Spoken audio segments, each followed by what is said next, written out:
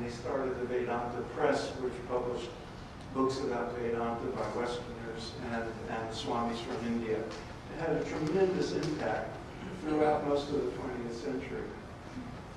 In St. Louis, where Swamiji now resides, Swamiji succeeded Swami Satpakashananda, who you see there. And among the people studying there in the 1940s and 50s was Houston Smith. You all know who Houston is? He's still with it. Now, Houston, of course, is most famous because he wrote the foreword to my book. But it may surprise you to know that he was even famous before that. He is no doubt the most prominent scholar of religion in the 20th century, and his textbook, seminal textbook that he wrote in the 50s, any student who studies comparative religion is very fortunate if that's the book that was assigned, because the others don't stand up, they don't make it. And Houston's take on what, he changed the way Americans understand religion and practice comparative religion. And the book from page 1 to the last page is pure Vedanta. And it's because he was studying with Swami Satpakashananda throughout. I interviewed Houston for the book and was honored that he wrote the foreword. And everything he did, his whole career, was influenced by those years studying Vedanta. In New York, around the same time, Joseph Campbell was studying with Swami Nikhilananda at the New York Center. You all know Joseph Campbell, probably the most famous public intellectual of our era. Everything, in those days he was not well known, but he worked with Swami Nikhilananda on the biography of Ramakrishna and other works, and was grounded in those teachings, went to India with Nikhilananda on a trip, and all of his subsequent work. This tells you how much Vedanta impacted his work. The collected works are called Thou Art That, Tattvamasi. That's the title of his collected works, because that was his kind of calling card. That was the core teaching that influenced all his work. Also studying with Swami Nikhilananda, not many people know, was the great novelist J.D. Salinger, who's probably the best read American novelist in the 20th century. Well, maybe not, but he was among spiritual seekers, that's for sure. How many have read anything of Salinger's? How many have read anything other than The Catcher in the Rye? If you read his subsequent work, like Franny and Sui and the others, you will see the influence of Vedanta on him.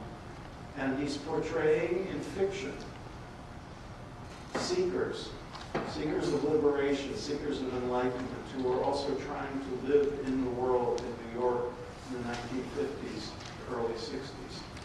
And it's exquisite how he brought these core spiritual teachings into the lives of these fictional characters. And if you were young like I was, and you read some of that, you realized you weren't the only crazy person who was seeking liberation in the middle of Manhattan. One of his stories, collected in his collected story of short stories, is called Teddy. I usually read a passage from it, but I forgot to bring it. I was a college student, and I read that. It was written in 1952, so I was reading it 15 or 20 years later. And it was published in the New Yorker magazine, like all of us writing.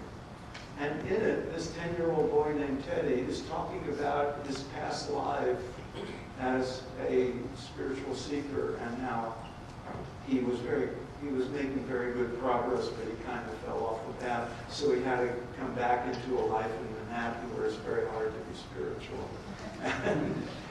And there's a passage in there when he says he tells somebody, the character, he says, I was 6 years old when I He's talking about his first mystical experience. I was 6 years old, and my sister, younger sister, was pouring a glass of milk. And I realized that all she was doing was pouring God into God. Now, for many people reading that, they just thought Salinger writes about weird people. For people who were seeking, you found validation. You found Vedantic ideas, also in Buddhist ideas suffused in the teaching. They had a tremendous impact. But we need to move on. With that template having been laid, many other teachers then started to come to America. When I was researching my book, I interviewed over 300 people, and I would ask them how they got started on their paths. And many of them would say, well, I was young and I was curious, and somebody gave me a book, and the book changed my life.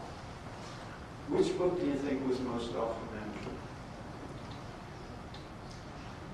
Any guesses? What?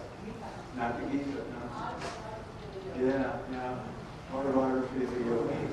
Yogananda's Autobiography of a Yogi, which has been read by many millions of people now.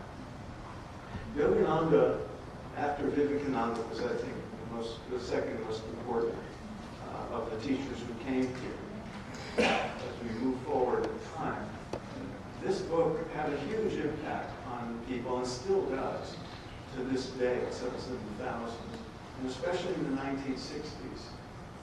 People were reading it and seeing it, getting a taste of the sort of life of a yogi for the first time.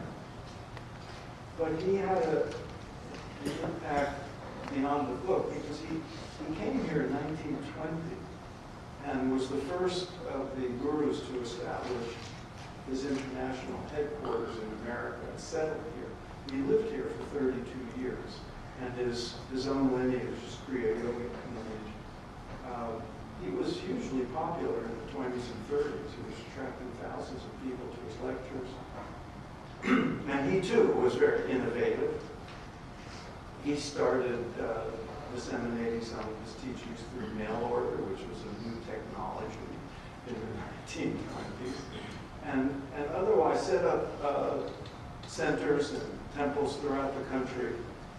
How many have been to Los Angeles and seen their places in Los Angeles? He had the best real estate karma.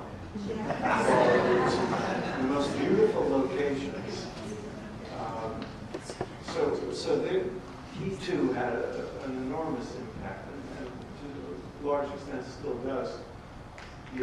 This is now 60 years after his passing. One of the other interesting things that happened in the course of my research is discovering the tremendous impact certain teachers have had, certain great holy men of India, great historical figures, who never came here, but had an impact nevertheless, like Ramana Maharshi. You all know who Ramana was? Ramana passed in 1950, and at the time of his death, very few Americans had ever heard of him. But millions know about him now because his talks have been disseminated in books and on the internet, and certainly people who were affected by his teachings have come on to become well-known teachers of spirituality, and his particular expression of Advaita Vedanta has become incredibly popular now. And more people know about him all the time. And the other great figure who also died in 1950 was Sri Aurobindo. How many of you all know who Aurobindo was? One of the great minds of India in the early 20th century. And he had a big impact on America, even though he, of course, never came here. And this is another example of how these teachings get spread through different streams and tributaries. How many know about the Esalen Institute in California?